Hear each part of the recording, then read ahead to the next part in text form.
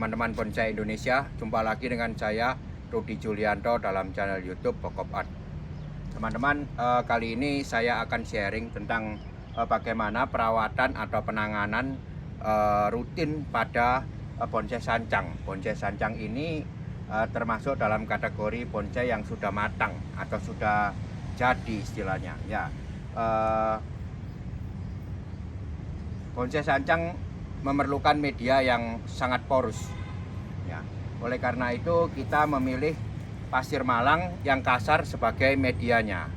Kemudian sebagai tambahan kita berikan dekastar dan sebagai pencegah penyakit kita berikan furadan.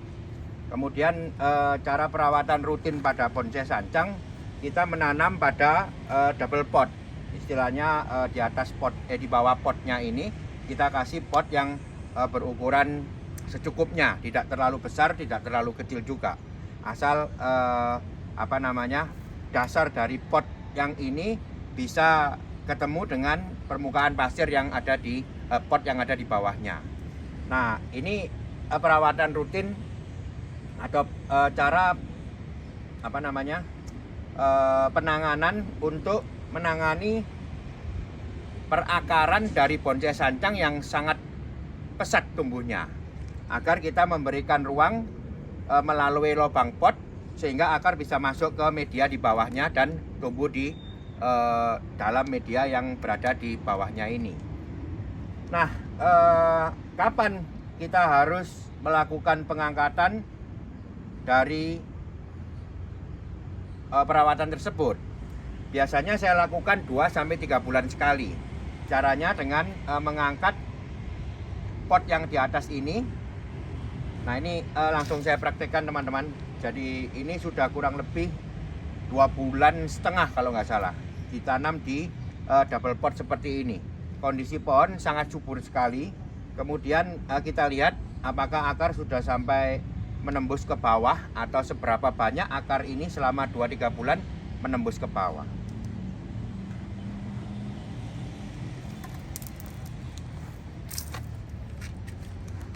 Nah, ini banyak sekali ternyata. Ya, ini menunjukkan bahwa memang perakaran dari pohon sancang sangat tumbuh pesat ya. Jadi kita berikan media tambahan berupa penanaman double pot.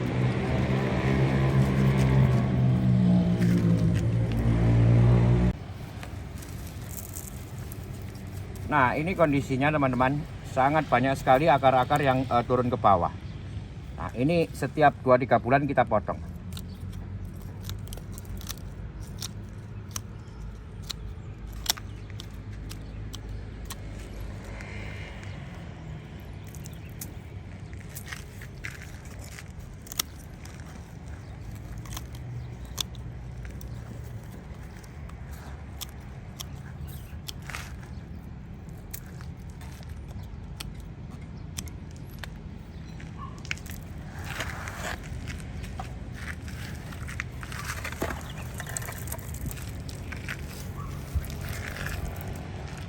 Kemudian nanti setelah kita melakukan penanganan, kita akan kembalikan posisinya semula seperti ini lagi. Maka akar akan mulai tumbuh lagi dan akan kita kontrol setiap 2 dan 3 bulan. Nah, itulah kurang lebih sedikit penanganan dari bagian akar dari pohon bonsai sancang. Kemudian apakah akar yang berada di pot yang sebenarnya ini perlu kita rawat juga? Tentunya iya. Caranya bagaimana? Caranya dengan mengangkat pohonnya, kemudian mengeluarkan semua pohonnya dari pot dan mencuci akarnya. Lalu kita potong akarnya, tinggalkan root ball-nya saja. Itu dilakukan tergantung kondisi dari kematangan pohon, kurang lebih 6 bulan sampai 1 tahun, sampai 12 bulan. Jadi ketika 6 bulan kita sudah melihat adanya pertumbuhan yang kurang bagus, maka itu tandanya akar sudah perlu dilakukan perawatan, yaitu dikeluarkan dalam pot, dicuci medianya sampai bersih, kemudian kita potong, tinggalkan root ball.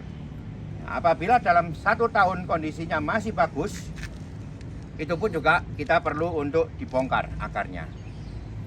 Ya, jadi kurun waktunya antara 6 6 bulan sampai 12 bulan. Dalam 6 bulan apabila dirasa perlu kita bongkar. Tetapi dalam 1 tahun meskipun masih bagus tetap kita bongkar.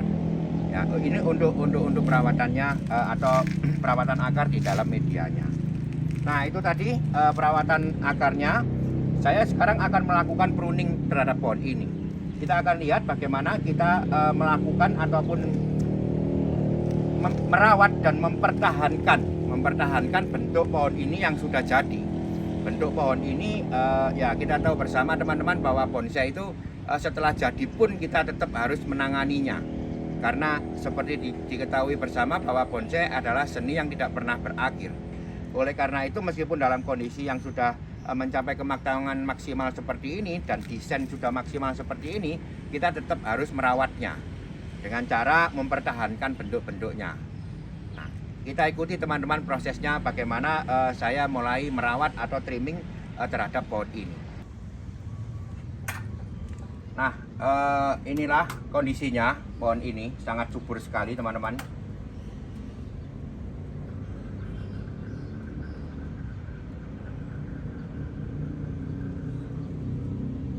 Kematangan ataupun proses perpecahan perandingan sudah menuju ke proses yang menuju ke tahap yang maksimal. Nah, sekarang saatnya saya akan melakukan trimming ataupun pemotongan daun rutin. Ini juga dilakukan setiap maksimal 1,5 bulan. Kurang lebih antara 1 sampai 1,5 bulan kita harus pruning ataupun trimming pohon sancang karena memang pertumbuhannya sangat pesat.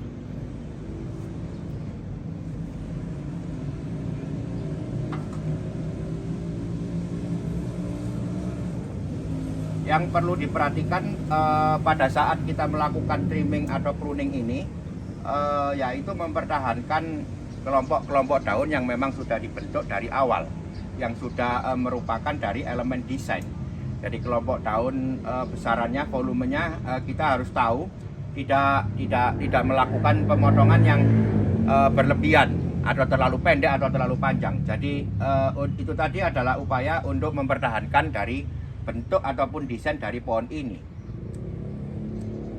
Mungkin bisa dilihat maju, Mas. Ya, dari sini kita bisa melihat saya mulai memotong salah satu kumpulan tajuk kecil ini, ya. Kemudian setelah saya potong, gap ini muncul. Nah, ini perlu dipertahankan. Bisa dilihat di sini ya, ada sebuah anak ranting kecil yang melintang, ini kita potong. Nah, di sini ada gap yang muncul. Nah, ini yang kita pertahankan, teman-teman. Jadi dengan mempertahankan bentuk ini, maka kesan natural ataupun kesan kelompok kumpulan tajuk yang natural akan muncul nantinya.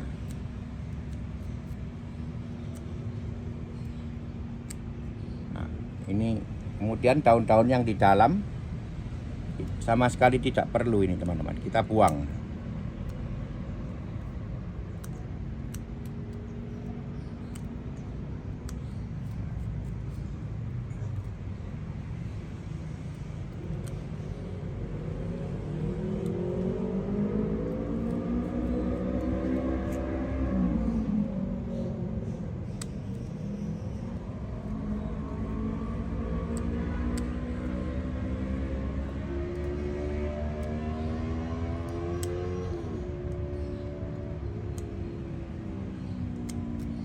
Sekarang bisa dilihat ada ruang. Nah, inilah upaya saya, inilah kurang lebih pola pikir saya ataupun bagaimana cara saya untuk mempertahankan bentuk dari sebuah bonsai sancang yang sudah jadi. Dan perlu diingat, semua tunas atau seluruh tunas pada ujung daun sebaiknya dipotong.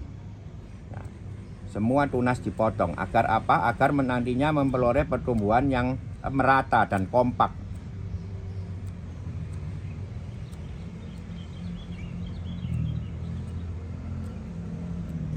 Oke, saya lanjut dulu prosesnya dengan melakukan trimming ini. Nanti kita akan kembali, kemudian saya akan menjelaskan bagaimana apa yang telah saya lakukan dan upaya-upaya apa nanti yang akan saya lakukan di kemudian hari untuk merawat pohon sancang yang dalam kondisi jadi ini.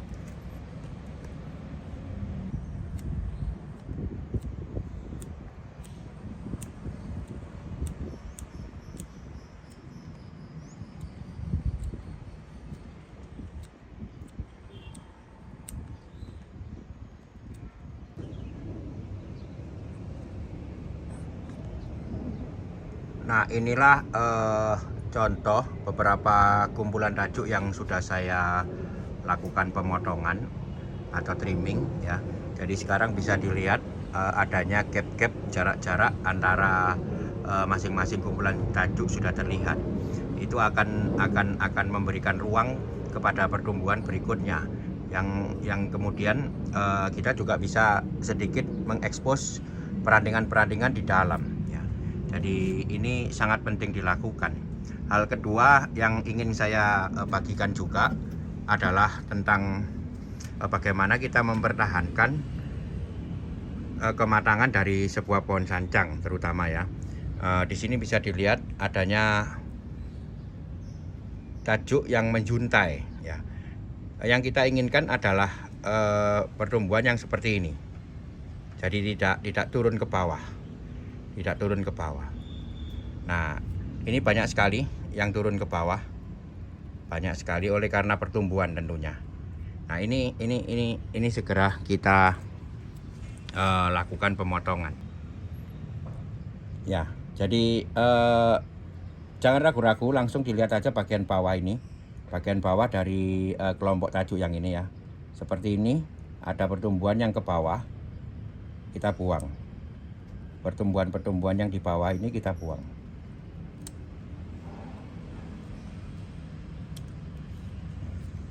Kemudian apabila kita masih menginginkan pohonnya lebih naik lagi, pertumbuhan yang paling bawah kita buang.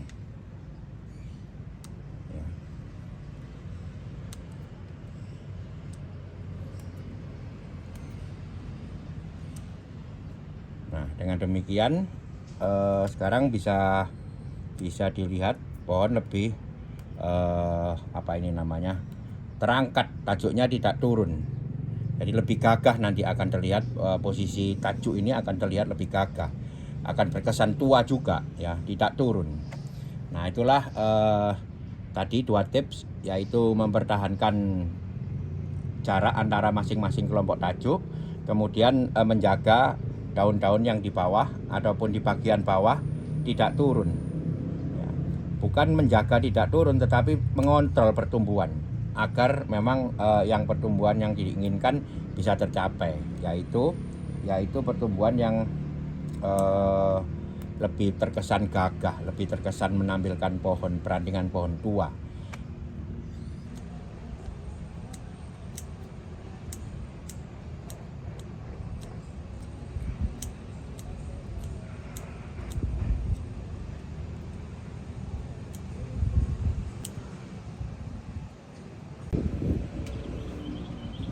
Nah, ini sudah selesai teman-teman. Saya tadi melakukan trimming pada pohon ini. Jadi selain upaya-upaya untuk merawat bagian bawah atau perakaran termasuk media, kita juga yang paling utama adalah merawat pohonnya. Merawat pohonnya tadi pada proses mempertahankan kematangan dalam tahap pohon ini memang sudah pohon yang dalam tahap yang sudah mencapai perpecahan yang maksimal pada perpecahan perantingannya, atau boleh dikatakan matang, mature, ataupun pohon jadi. Nah, selain itu kebersihan pohon nomor 1, terutama sancang ini adalah jenis pohon yang rentan sekali terhadap penyakit ya, terutama kutu putih, kemudian pengerat batang. Nah, itu sangat rentan sekali pohon sancang terhadap penyakit. Oleh karena itu kebersihan harus dijaga, kurang lebih antara 2 minggu sekali kita bersihkan badan-badan, seluruh badannya ataupun seluruh perantingannya dengan cara menggunakan sikat ya, sikat gigi boleh, sikat yang agak lembut. Kemudian menggunakan cairan sabun. Sabun yang digunakan adalah sabun cuci piring teman-teman, sabun cuci piring atau saya sebut merek Sunlight, Mama Lemon dan lain-lain. Sabun cuci piring dengan dosis yang tidak terlalu kental, dienceri dengan air, kemudian kita gunakan untuk disikat, membersihkannya. Ya, banyak sekali pertanyaan-pertanyaan kenapa kok batangnya ini bisa putih Pak Rudi gitu.